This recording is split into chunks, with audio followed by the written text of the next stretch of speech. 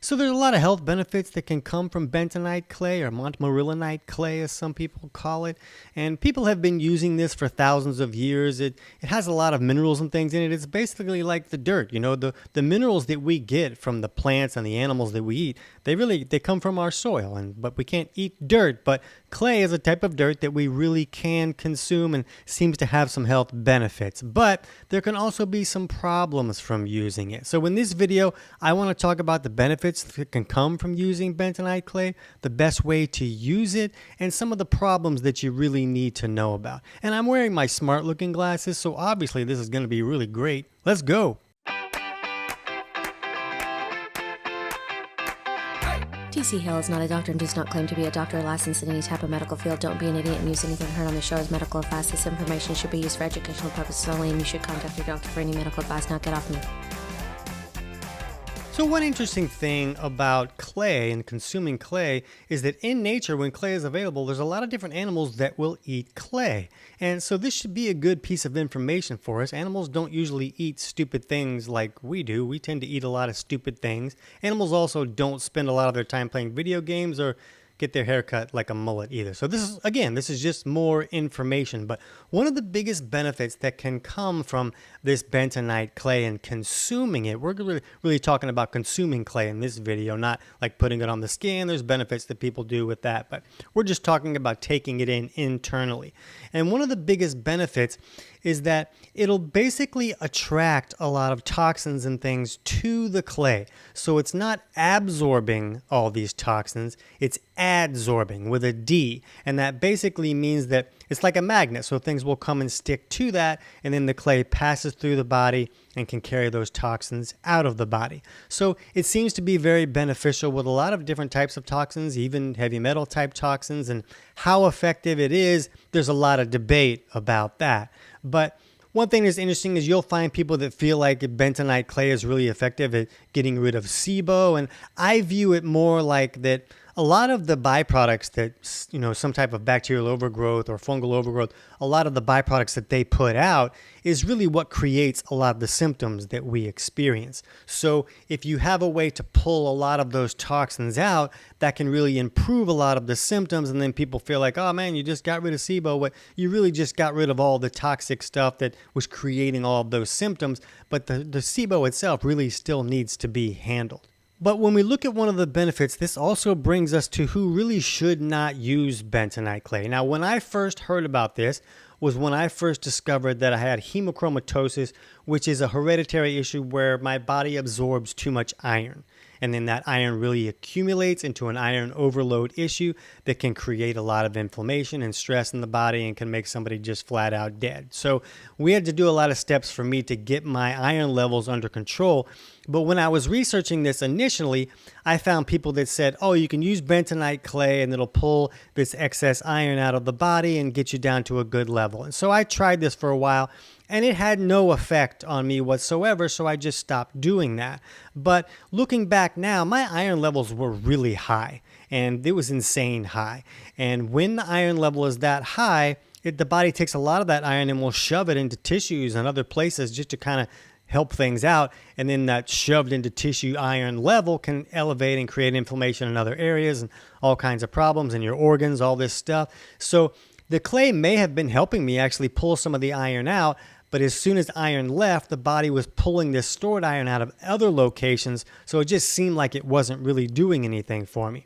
And the reason I have this viewpoint now is that after I had done a lot of phlebotomy stuff, you know, kind of donating blood to kind of bring my iron levels down, then I was testing out bentonite clay for other purposes. I really like to make myself a lab rat so that I can talk about things with experience. And I found that I really felt really tired, like I had just donated blood. And when I went to donate blood again at my regularly scheduled thing, they're like, oh, your iron's too low. You can't even donate today. And I was like, wow, I've never had that happen before. And then I started researching, and I found some studies that actually showed that this bentonite clay can actually pull iron out of the body. And I'll put links to those studies in the description below this video. But some of those studies also showed that, wow, using this too much can create anemia for some people. And you just got to kind of view it like, well, if somebody was really having low lower iron levels, which is very common. I will put a link in the description below for our video on why do I have low iron levels and anemia, and that kind of explains why that comes about. But it's really common. So if someone had iron on the lower level side and they were to use a lot of this bentonite clay, they could really drive their iron levels way too low, and they would feel like I did. They would feel really wiped out and tired most of the time, like people do when they're dealing with anemia issues. So if someone is in that situation, I would recommend not using bentonite clay at all. That really could create some trouble, and you would want to follow the steps in that video to correct that low iron level so that you would qualify to use this bentonite clay.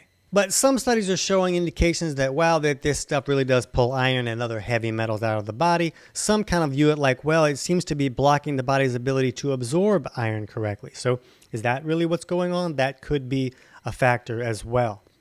And if you use this to help your hemochromatosis issue, we'd love to hear about it in the comments. I'd love to hear some stories of that actually being the main driving force of how someone corrected hemochromatosis instead of focusing more on phlebotomy like I did. But one thing to look at if you're going to use bentonite clay, it's important to understand that it's a very alkaline substance.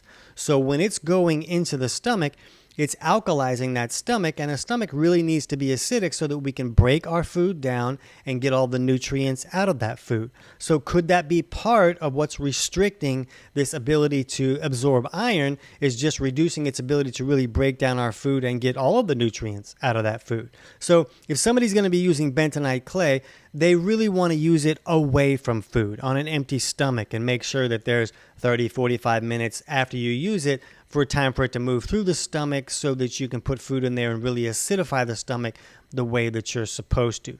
Now, there is another type of clay, kaolin clay, Kaolin clay, and this is kind of like a white clay, and some people even get like little rocks that you just kind of eat, these soft rocks, like you're just eating soft dirt kind of a thing. But this clay seems to be more neutral, and it doesn't seem to be as effective, as powerful at making things adsorb to it, making toxins adsorb to it, but it does still seem to have a similar effect. So if someone was concerned about, they were feeling kind of symptoms of over-alkalizing their stomach when they use clay, like when I use it, I'm more bloated, or I get more reflux, or food kind of feels like it sits there like a rock in my stomach for hours, then the bentonite may be alkalizing your stomach more than you have the ability to tolerate. Maybe you're not making enough stomach acid. Maybe you're just doing just enough to get by, and this is going to kind of push you over the fence. Then this kaolin clay might be a better option to test out. I haven't used this a lot, so if you've used this, we really want to hear about it in the comments. But when it comes to detoxing things, like if somebody has food poisoning or something like this can be effective, but this alkalizing effect on the stomach is usually why I tend to use activated charcoal a little bit more. It doesn't seem to be as alkalizing in the stomach. It can be a little bit, but not as much as the clay. But it's not, the activated charcoal is not as effective at pulling out heavy metals as the clay appears to be. But the clay also, it has other minerals in there. It even has some iron in there. It also has aluminum, and I've heard of people being freaked out by the aluminum content of the bentonite clay, but it's actually silica aluminum, and those two are very tightly bound, so a person does not have to be concerned about aluminum leaching into their body when they're using the clay. It's too bound to this silica that allows it to move through the system. So I don't view that as a problem. I avoid aluminum at all costs, but in this scenario, I view it as a safe circumstance. So in most circumstances where this might help somebody get a lot of toxins out of the body, I view it as a temporary step. I don't view it as a long-term thing that someone should do all the time just for these reasons that we talked about. I'm pretty big on acidifying the stomach correctly and avoiding things that might reduce that. But if somebody really has a toxic load, maybe they have mold exposure or some kind of situation like that, this could help speed up that process. And I like to make sure that people have their main detox pathway working correctly and let the body kind of get all the toxins out like it's supposed to. If you want to learn more about that, we'll put a link in the description below for helping your body detox the right way. But right now, it just seems to be that iron content could be a big driver of whether someone should or should not use bentonite clay. And if your iron is low, that's really not a good idea to push things that are going to make that even lower. So I hope this gives you some insights, but if you're not sure where your iron levels are, you could jump over right now and check out our video on checking iron levels at home. I can't wait to hear about your results.